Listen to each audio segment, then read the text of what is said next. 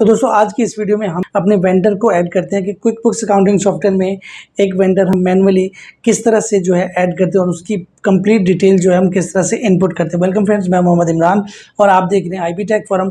और आज हम इसमें जो है एक वेंडर को मैनुअली अपडेट करने जा रहे हैं जिसमें कौन कौन सी चीज़ें ज़रूरत पड़ती हैं, और ये वीडियो देखना जो है वो बहुत ज़रूरी है कि हम किस तरह से जो है वो पूरी डिटेल इसमें इनपुट करते हैं। तो फ्रेंड्स, जो लोग सीखना चाहते हैं क्विक बुक्स अकाउंटिंग सॉफ्टवेयर का कोर्स जो है वो स्टार्ट हो चुका हुआ है, तो वो मेरे चैनल के ऊपर विजिट करके सब्सक्राइब करें चैनल को और उसके बाद जो है आप जाके वीडियो देख सकते हैं। इससे पहले बिजी सॉफ्टवेयर के ऊपर वीडियोस बनाई हैं, 60 लेक्चर्स हैं और बड़ी ज़बरदस्त लेक्चर्स हैं।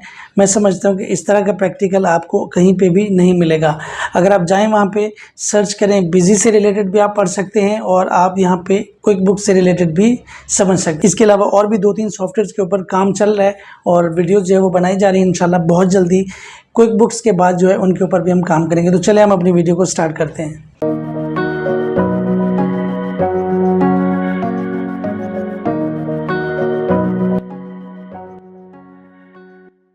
तो फ्रेंड्स, मैं अपने PC पर आ चुका हूँ। सबसे पहले यहाँ पे मैं अपने सॉफ्टवेयर को जो है ओपन करता हूँ। पहले हमने जो है वेंडर के डैशबोर्ड को समझा था, आज हम डायरेक्टली एक जो है वेंडर को क्रिएट करने जा रहे हैं।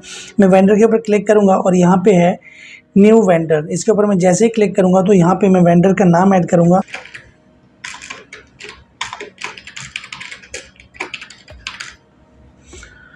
अच्छा, यहाँ पे ये वाली फील्ड है ओपनिंग बैलेंस। अब ये ओपनिंग बैलेंस क्या है, यानी ओपनिंग बैलेंस से मुराद ये है कि अगर आप दूसरे सॉफ्टवेयर पे पहले काम कर रहे थे और कोई ऐसा वेंडर है जिसका जो है अभी बैलेंस बाकी है, उसको जो है अभी पेमेंट हमने देनी है, तो वो जितना भी बैलेंस होगा यहाँ पे आपने as a opening balance show करना है। मिसाल के तौर पे उसको 10,000 हमने देना था, तो यहाँ पे हम जो है 10,000 ऐड कर देंगे। तो फिलहाल मैं इसको यहाँ से हटा देता हूँ। इसी तरीके से ये इसकी डेट है, आज की डेट में ये वेंडर जो है ऐड किया जा रहा है। तो नेक्स्ट जो है कंपनी नेम, मिसाल के तौर पे FS इलेक्ट्रॉनिक्स, ये इसका कंपनी का नाम है और यहाँ पे है मिस्टर और यहाँ पे है फैसल एंड देन उसके बाद जो है सर्वर। ठीक है, तो यहाँ पे हमने फुल नेम भी उसका ऐड कर दिया। इसके बाद अगर आप कोई डिटेल ऐड करना चाहें, जॉब टाइटल जो है मैं यहाँ पे जॉब टाइटल उसका लिखता हूँ। यहाँ पे मैं लिखता हूँ इलेक्ट्रॉनिक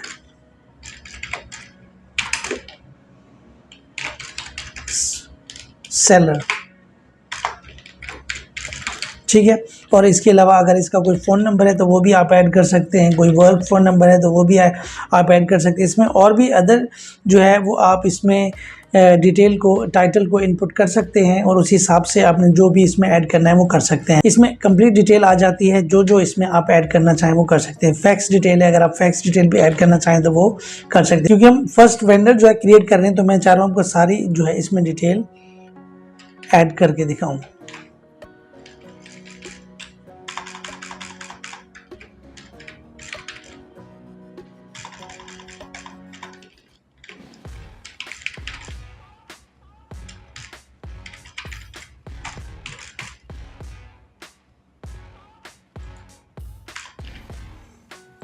CC में अगर आप किसी को रखना चाहें, वेबसाइट है, वेबसाइट अगर आप यहाँ पे कोई इनपुट करना चाहें तो उस हिसाब से कर सकते हैं। यहाँ पे है पेमेंट सेटिंग। पेमेंट सेटिंग में आए, यहाँ पे आपने अकाउंट नंबर दे देना है। इसके अलावा पेमेंट टर्म्स हैं, ये थोड़ा मैं आपको समझा देता हूँ। मिसाल के तौर पे यहाँ पे जो है देखें 1% 10 नेट 30। इसका क्या मतलब? इसका मतलब ये है कि अगर हमें जो है वो 30 दिन का टाइम मिला है वेंडर की तरफ से, लेकिन वेंडर में कह रहा है कि अगर आपको जो है 30 दिन का टाइम मिला है तो आप अगर 10 दिन में पेमेंट कर देते हैं तो आपको 1% डिस्काउंट मिलेगा। इसी तरीके से सेकंड वाला भी ऐसे है कि अगर हम 2% डिस्काउंट के ऊपर अलाउ करवाना चाहेंगे, 30 दिन का टाइम है और हम उसको 10 दिन में पेमेंट कर रहे हैं, तो वो हमें जो है 2% डिस्काउंट देगा। ये दूसरे वाले का है। अगर हमें वो कंसाइनमेंट भेजता है तो हमें जो है वो पेमेंट करनी पड़ जाती है। एंड देन उसके बाद ड्यू ऑन रिसिप्ट, जब रिसिप्ट हमें रिसीव हो जाए तो उस हिसाब से हम उसको पेमेंट कर सकते हैं। अच्छा जी, इसमें नेट 15 डेज़ 15 दिन के अंदर अंदर पेमेंट करनी है, नेट 30 डेज़ के अंदर अंदर पेमेंट करनी है और नेट 60 डेज़ के अंदर अंदर जो है पेमेंट करनी है। जब भी हम कोई आइटम परचेज़ करेंगे तो ये पेमेंट टर्म्स हैं कि आइटम परचेज़ करने के बाद हम कब उनको जो है पेमेंट करेंगे। तो मैक्सिमम 30 डेज़ जो है हम यहाँ पे सेलेक्ट करते हैं। 30 दिन का टाइम तो होता ही है। अब यहाँ पे क्रेडिट लिमिट, अगर हम क्रेडिट लिमिट में जाएँ, 10 लाख यहाँ पे लिखता हूँ मैं, तो जब भी हम उससे आइटम परचेज़ करेंगे तो वो हमें 10 लाख की क्रेडिट लिमिट यानी उधार पे जो है वो हमें सामान देगा। 10 लाख तक का जो है उसने अलाउ किया कि हम आपको 10 लाख का जो है वो उधार पे सामान दे सकते हैं, इसके अलावा जो है हम नहीं दे सकते। तो ये हम सेट कर सकते हैं। इसके अलावा billing rate level, different rates हैं, वो आप यहाँ पे अगर ऐड करेंगे तो वो रेट भी आप सेट कर सकते हैं। लेकिन रेट और प्राइस लेवल के ऊपर हम नेक्स्ट वीडियोज़ में काम करेंगे, वो बड़ा इंपॉर्टेंट टॉपिक्स होंगे जो कि हर कोई जो है वो सीखना चाहता है। तो यहाँ पे है टैक्स सेटिंग। टैक्स सेटिंग है, आप वेंडर टैक्स आईडी भी यहाँ पे ऐड कर सकते हैं। इसके अलावा जो है यहाँ पे है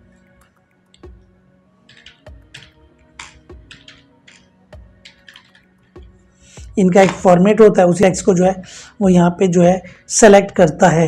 अच्छा, यहाँ पे tell us which expense accounts to prefill when you enter bills for this vendor. वो बोल रहा है कौन सा एक्सपेंस अकाउंट जो है इसको आप प्रीफिल करना चाह रहे हैं। अब मैं यहाँ पे क्या सेलेक्ट करूँगा, वो हमें बोल रहा है कि आप जो है कोई एडवर्टाइजिंग एंड सर्विसेज प्रमोशन करवाना चाह रहे हैं, कोई चीज़ ख़रीदना चाह रहे हैं, या फिर आप कोई सर्विसेज हैं वो आप जो है हमसे करवाना चाह रहे हैं। तो बेसिकली ये वाला जो हमारा वेंडर है वो हम इससे जो है करंट एसेट्स यानी इन्वेंट्री का जो स्टॉक है वो हम परचेज करते हैं। तो उसी हिसाब से मैं उसी को ही यहाँ पे सेलेक्ट करूँगा।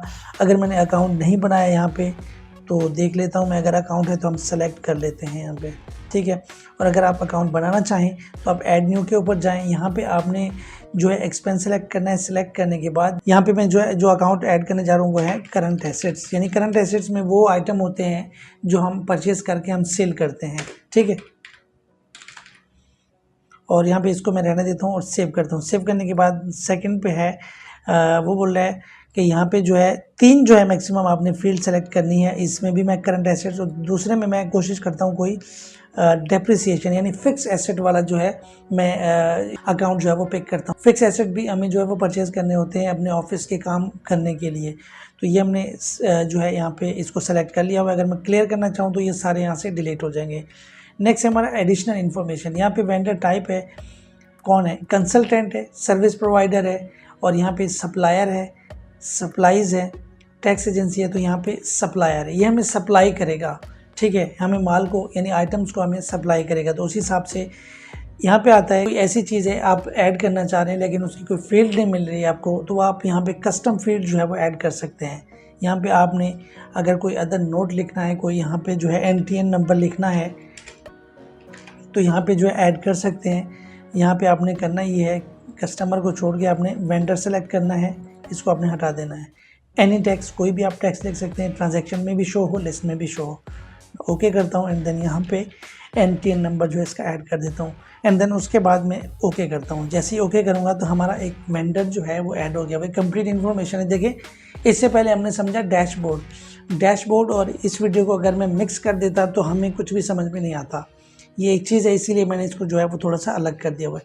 अब जो भी इस वेंडर से रिलेटेड ट्रांजैक्शंस होंगी वो यहाँ पे जो है शो होती जाएंगी। अब आप यहाँ पे कोई अटैचमेंट लगाना चाहें, वेंडर की कंपनी की पिक्चर लगाना चाहें, कोई लोगो लगाना चाहें, या कोई इसका जो है कोई और आपने पिक्चर ऐड करनी है वो कर सकते हैं। तो इसके अलावा जो है इस वेंडर को एडिट करना चाहें तो यहाँ पे उसकी जो डिटेल है वो आप एडिट कर सकते हैं। अच्छा, एक चीज़ हमने ऐड नहीं की थी, ये इसका वो एड्रेस है जहाँ से वो हमें बिल भेजेगा। अब दूसरा एड्रेस कौन सा है, जहाँ से वो हमें सामान भेजेगा। यानी एक उसका एड्रेस है, उसका हेड ऑफिस अलग है, उसकी ब्रांच अलग है, जहाँ से वो हमें आइटम को जो है वो भेजता है। तो वो है शिफ्ट फ्रॉम। ये देखिए यहाँ पे लिखा हुआ है शिफ्ट फ्रॉम। अगर आप इसी एड्रेस को रखना चाह रहे हैं तो डायरेक्ट कॉपी के ऊपर क्लिक करें, अदरवाइज़ अगर कोई और एड्रेस देना चाह रहे हैं तो वो भी आप यहाँ पे ऐड कर सकते हैं। यहाँ पे भी आप एड्रेस ऐड कर सकते हैं, यहाँ पे भी ऐड कर सकते हैं। मैं फ़िलहाल इसको यही वाला कॉपी करके ऐड कर देता हूँ यहाँ से, और इनमें से कोई भी एड्रेस आप अपडेट करना चाहें, एडिट करना चाहें तो वो कर सकते हैं। मैं इसको ओके करता हूँ यहाँ से। तो फाइनली हमारा एक वेंडर जो है यहाँ पे अपडेट हो गया हुआ है। तो यहाँ तक हमारा जो है ये टॉपिक ख़त्म होता है। इंशाल्लाह मिलते हैं हम मल्टी वेंडर के टॉपिक के साथ। इमरान को इजाज़त दीजिए। अल्लाह हाफ़िज़।